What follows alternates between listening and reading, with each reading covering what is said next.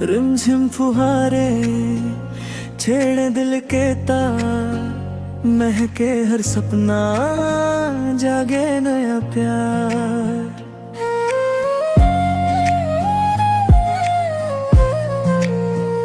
भीगी हवाओं में कोई पैगाम आया, सावन में फिर से तेरा नाम गुनगुनाया।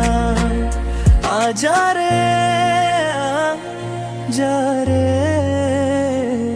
दिल पुकारे, भिंजे मौसम में मिलके इशारे। सावन के भिंजन रात बुलावे, दिलवा तो हो रे गीत सुना रे। दूर है के अब जी न लागे, आजा सजन बाहों में आ रे। बादल गावे पवन सुनावे प्यार के मीठ कहानी, तोरे संग हर सांस लगे रब के सबसे सुंदर निशानी। पहला बरखा के बूंदा गिरल, दिल में तो हर चेहरा उतर गल। सूखल सपना हरियर हो गए,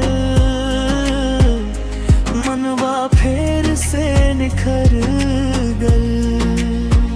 माटी के खुशबू कहे धीरे, आज मिलन के बेला बा।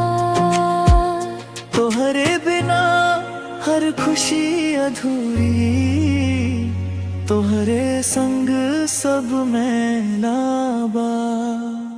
सावन के भींजन रात बुलावे, दिलवा तो हो रे गीत सुनावे।